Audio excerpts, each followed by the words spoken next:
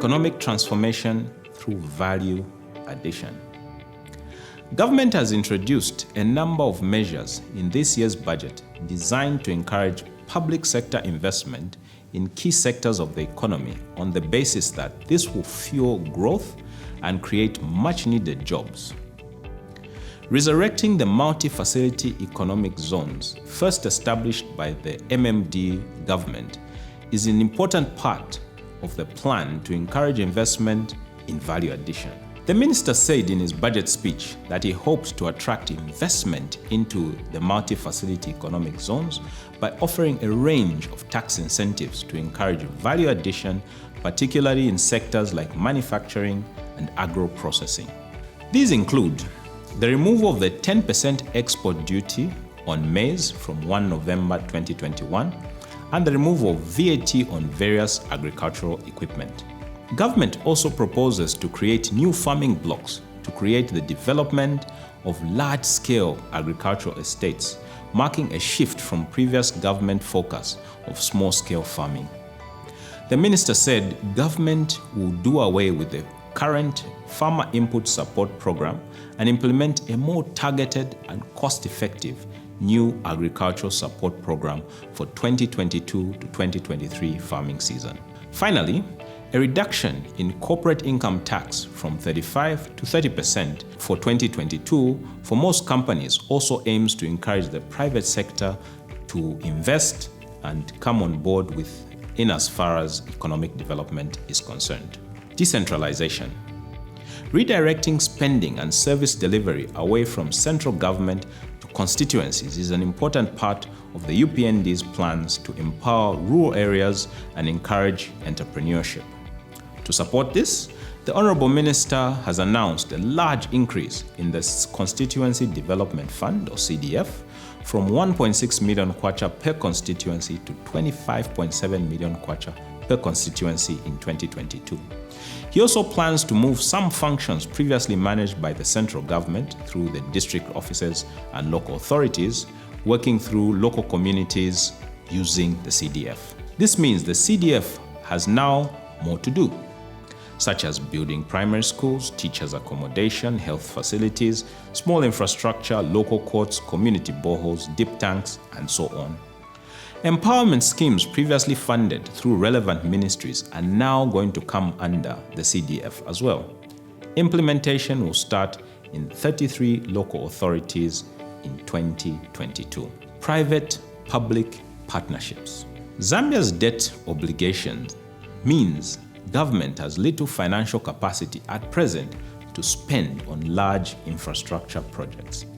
In order to plug this gap, government is looking to aggressively pursue public-private partnerships, PPPs, through a new act it hopes will support the building and maintenance of roads, rehabilitation of Zambia's railway system, and various other infrastructure. The Honorable Minister also said the Public-Private Partnership Act No. 14 of 2009 will be repealed. Technology. The UPND government sees technology as a key enabler of economic transformation. The Honorable Minister announced investment in communication towers that will help promote access to digital services, especially in rural areas, which are currently underserved. In addition, the government will focus on harmonizing policies across the sector and digitizing government business operations to improve citizen experience. The green economy. Environmental sustainability is an important part of the UPND government's development plans. In the budget, the Honorable Minister said the government wants to promote innovative financing for climate change interventions through mechanisms such as green bonds, carbon trading, and the establishment of the National Climate Change Fund. COVID-19, the elephant in the room. The COVID-19 pandemic has been the most significant challenge faced by countries in the recent past. The economic disruption, the social disruption, and all manner of confusion brought about by the pandemic has been unprecedented. Although Zambia did not undertake a hard lockdown at any stage, businesses and individuals were adversely affected in different ways.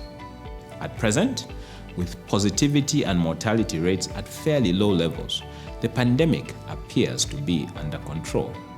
That said, Zambia continues to struggle with achieving targeted vaccination rates and coverage, the impact of which remains to be seen. The budgetary allocation to the health sector of 13.9 billion kwacha has increased by 44%. 3.4 billion kwacha of this is for the procurement of medical supplies, including COVID-19 vaccines. What's our conclusion? At first glance, the new government appears to have presented a very ambitious budget, perhaps to the point of being unrealistic, given the country's current economic circumstances. However, detailed consideration of the underlying intent and supporting assumptions lead us to believe that it is achievable, albeit with some challenges. The revenue target of 101 billion kwacha compared to the 2021 projected outturn of 97 billion kwacha does seem realistic, although the stronger currency means that the mining revenue may be lower than in 2021. The measures announced in the budget are also consistent with the various policy pronouncements that the UPND has made before and after taking office.